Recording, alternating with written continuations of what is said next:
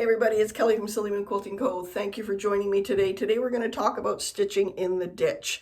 Yes, I know everyone, oh my gosh, no, I don't want to stitch in the ditch. But you can stitch in the ditch, and I'm going to show you a couple things today, how to make your stitching in the ditch look great, and a couple little tricks that might help you hide little mistakes if you happen to make them. So I hope you enjoy this video. Hey there, so today we're going to talk about stitching in the ditch, and a few things, tips and tricks that might help you stitch in the ditch a little bit easier. Stitching in the ditch is one of those things that if it's done well, it can really enhance your project, because what it can do is it creates borders or boundaries. So if I stitch in the ditch in these two strips here, this makes this secure and straight. So I've already stitched all the way down the length of this ditch, and that creates, makes it nice and secure. And on the other side, if I do the same thing, that creates this whole block secure. So when I'm going to do some ruler quilting, if I'm going to do serpentine lines in here, it's not bunching and moving. There's less chance it's going to move. So the number one thing we want to do is stitching in the ditches. We're going to secure our blocks, and I'm just doing it in strips here, but if you have other blocks, the same concepts that we're going to cover today will apply as well. So yeah, you're going to stitch down in your ditch. Now, the problem with stitching in your ditch is twofold. If we stitch down this ditch and we're outside of the ditch a little bit, it becomes fairly obvious.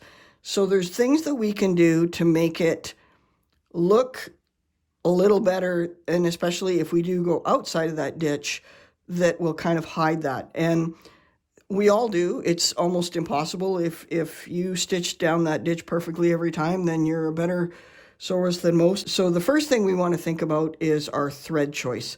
So typically when I stitch in the ditch, I'm going to use a thread that will blend. So when I'm stitching down here, if I'm off a little bit, it's not going to be so noticeable. And I also will tend to pick a thread that is a lighter weight. So the one I go to a lot is the Deco Bob, which is by Wonderfill. It's an 80 weight, and I have it in different colors, but this makes it easier for you to see. So I would probably go a little bit darker gray on this, and because it's so fine, it will create that definition within that strip, but it will not necessarily be obvious. So if I was stitching it with bright pink on here, you would easily see if I stitched outside that ditch. It would be very, very obvious. So your first choice is thread. And what I like to do is kind of take my thread and I'll put it along that ditch and see, is that going to turn out, is that going to be visible? And a lot of times you'll end up with a light and a dark fabric. So you're going to have to pick something that's in the middle. And again, that's where something that's a lighter weight thread, like an 80 weight, versus a 40 or a 50 weight, will hide or blend a little bit better in there. Now keep in mind that when you're stitching in the ditch, it's not always nice straight ditches, because we don't always sew perfectly. And if you're off by a little bit, that's okay. We want to be able to adjust our ditch as we go along to make sure that we stay stitching in the ditch the best we can. So I have 3 rulers here that I typically will use when I'm stitching in the ditch. I've got my Charming ruler, and I will use that if it's a smaller space and I'm trying to maneuver around, and I'll often use that one on my domestic machine, just because it gives me better control of how far I'm traveling with that. And I'm going to show that with Rocket as well. I will also use Edgy 6. There is a bit of a trick to using a straight edge ruler to make sure we get that nice straight down the ditch line, and I'll show you that as well.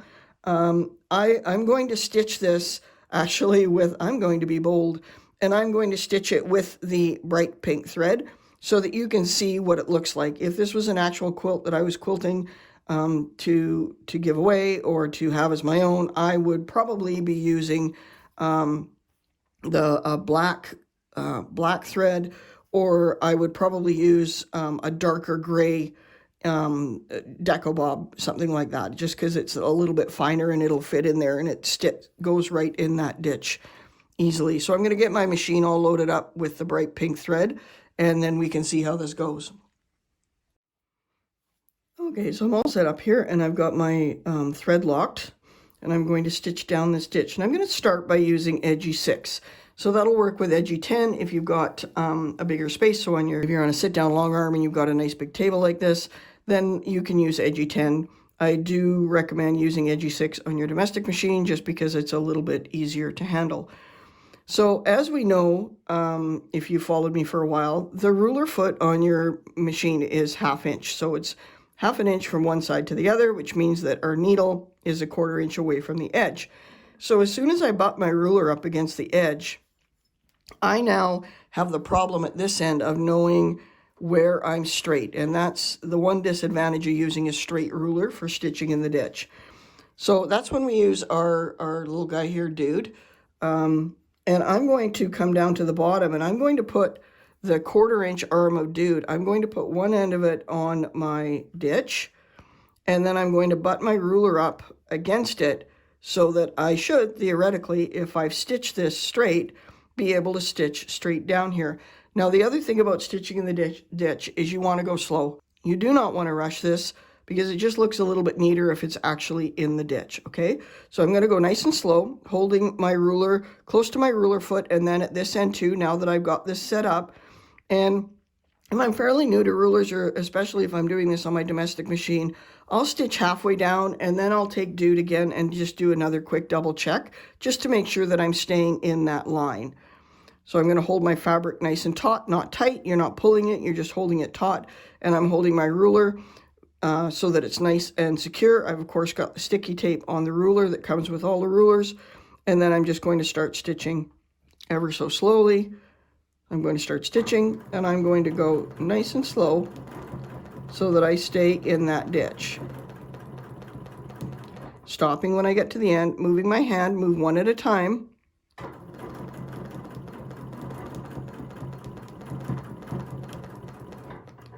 And I'm just going to move everything again. And now at this point, I'll just do a double check, make sure nothing's moved using that 1/4 inch arm of Dude. And I'm going to stop when I get to the end there. So I'll turn this and you can see that I ended up quite nicely in that ditch. Now, obviously this is bright pink thread, so I'm sure you can see that. It stands out. If I was using a thread that blends, as we talked about earlier, you would not even see that. It would be perfect stitching in the ditch. Okay, so the other ruler that we have that works really well for stitching in the ditch is Rocket, and that's actually one of the reasons we made Rocket. So I'm going to pull Rocket out here. I'm just going to put some sticky tape on the back to make sure I'm staying nice and secure. And remember that, of course, you can take the sticky tape off one ruler and put it on the other if you feel that you need a little bit more. So when we look at Rocket, we've got two sides here. We've got one that looks smaller and one that looks larger. The one that is smaller means that your needle will line up perfectly with this edge, and this indentation is 1/4 inch. The one that looks larger is the indentation is actually 1/2 inch, but that means that your needle will be 1/4 inch away from where you line up here. So let's take this for a spin and I'll show you what it looks like. I'm going to continue along the same path. So where previously we used Dude to find out where we're going to end up, this time we're going to actually use our ruler. I'm going to back this out a bit. So you can see here on this end, I've got a flat here on Rocket. Move that up a bit so you can see it. I've got a flat. I want that flat to be in alignment with that line, that seam right there. That's going to make sure that that's where my needle is going to end up, right in that seam there. I'm going to pull everything back and make sure it's nice and flat. Do a double check. I'm going to nest my ruler foot right in this little arc here. So that's going to go around there, and I'm going to line up this end, and I'm nice and flat on this side. And again, I'm going to hold everything nice and secure and start stitching down that ditch.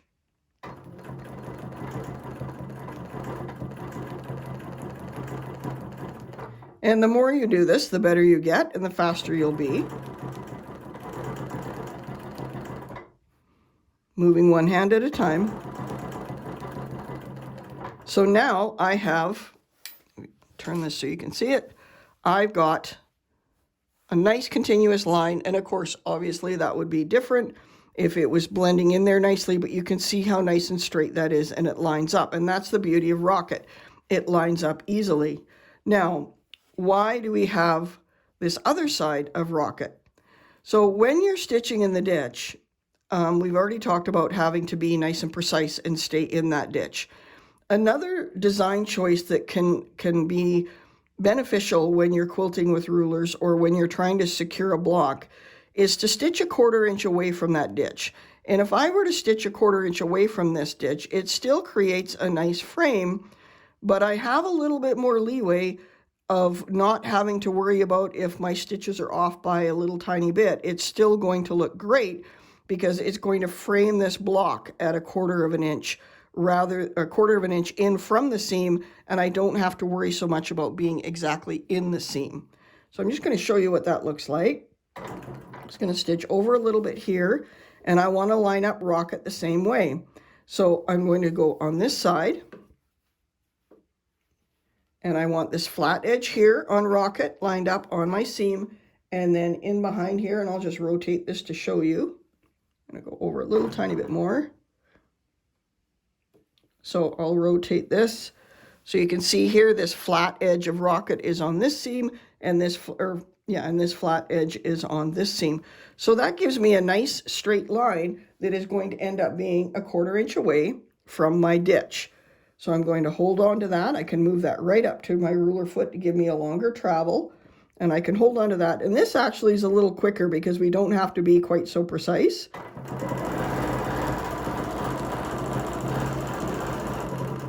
So I've now got a nice line, a 1/4 of an inch in from that line. And that's great when you're working around blocks to give you that space so that you know that everything is stitched a 1/4 inch around the block. I can do the same thing on this side when I come over and come back down. So I end up with a 1/4 inch line coming down here. And that's going to frame my block and secure the block that I'm working on just as well as stitching in the ditch. But it kind of gives you the leeway of not having the errors or mistakes of stitching in the ditch that can be visible if you're using a thread, especially that is nice bright pink on purple fabric like this is. So that's Rocket. Those are the two basic parts of Rocket. There's other parts here which we'll do in another video, but that is to kind of explain how to stitch in the ditch with Rocket. The other ruler I use a lot to stitch in the ditch with is Charming, and the lineup is the same. So I'm going to just stitch over to this edge here, and then we'll come back down the other side. So the exact same concept of Rocket, but the nice thing is it gives me a smaller space, and especially if I'm on my domestic machine, it just gives me a smaller space to be able to hold on to that ruler and make sure that things are staying nice and flat. And you want to constantly be checking to make sure you're flat and you don't have puckers. You want to just make sure you're nice and flat. And then same thing, you can come straight down that ditch all the way down, and you'll end up with a nice stitch in your ditch. Okay, so there's 3 very good rulers that will help you stitch in the ditch. If you like to stitch in the ditch a lot, I recommend Rocket. If you're working on your domestic machine and you're new to ruler work, Charming is a great one just because it's a little bit smaller.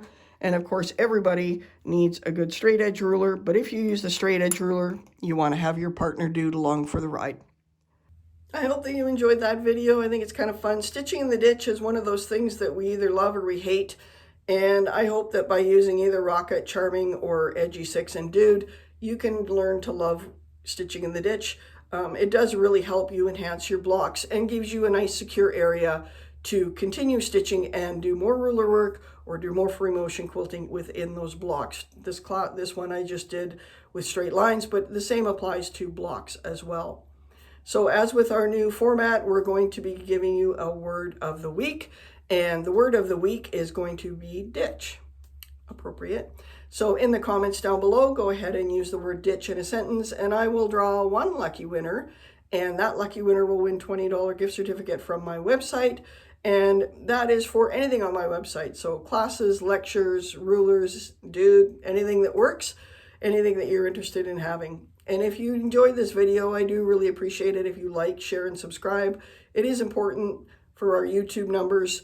All of that helps other quilters find us and let us share our knowledge of ruler quilting and our love of ruler quilting. So thanks so much. I hope you have an amazing day.